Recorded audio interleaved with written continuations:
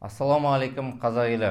Бүгін біз қазақтың тұңғыш ғалымы Шоқан Уәлиханов туралы әңгімелесеміз. Оның Қашқариядағы миссиясы туралы білеміз. Біз видеомызды бастаймыз.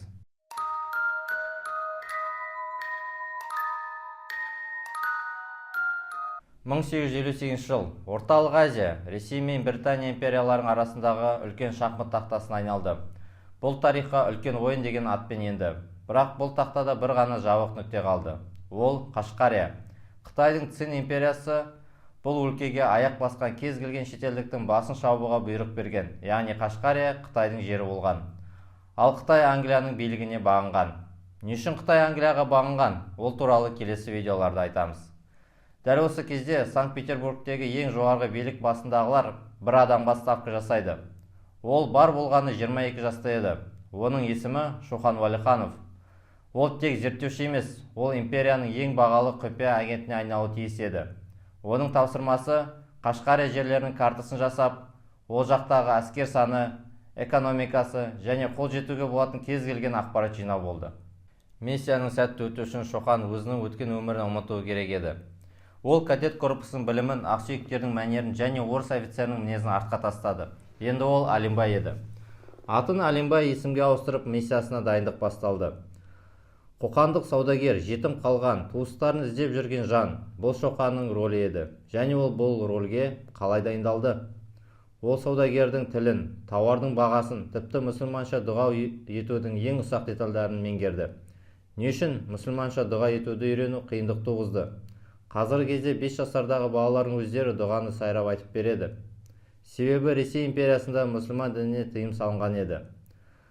Алимбай толық дайындығын аяқтаған соң жасырын түрде шекарадан өтіп, оған әдейі дайындалған керуенге қосылады. Ол керуенге қосылған кезде ол өзін өте қарапайым ұстады. Себебі керуен ішінде де жансыздар болуы мүмкін еді. Егер біреу оның таза қазақша немесе орысша сөйлеп қалған естісе, миссия сол жерде аяқталар еді. Мен өзім бұл ақпаратты білген жоқпын, бірақ білгеніме қуаныштымын. Сізге де бұл хикая ұнаса, лайк басып, видеоны ағайын туыс достарыңызға жіберіңіз. Қазақтың Джеймс Бонды туралы басқалар да білсін. Мүмкін тұңғыш ғалымыз туралы Netflix сериал түсірер. Қашқария. Мұнда Шоқанды күн сайын тексеріс күтіп тұрды.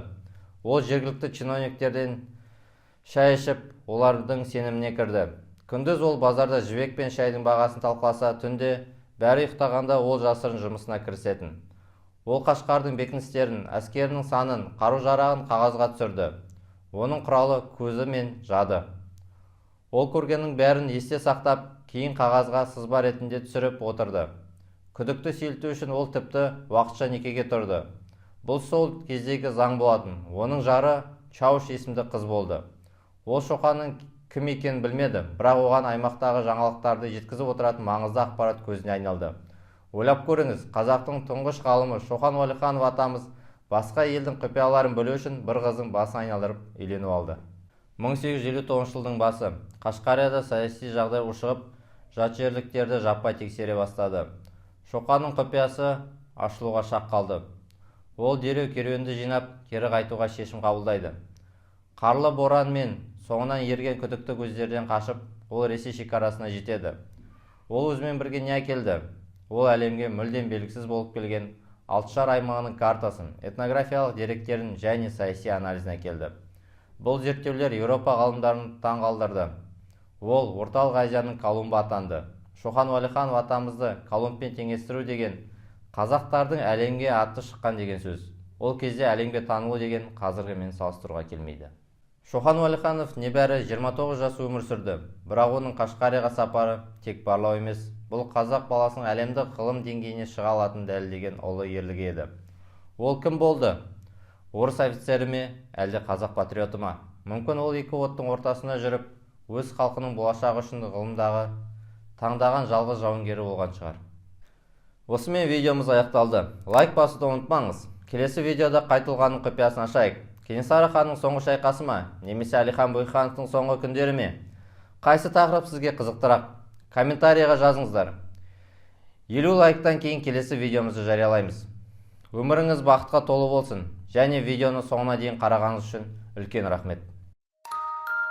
Олар Адольф Шальнгейттің тағдырын естиді. өміріңіз бақытқа толы болсын және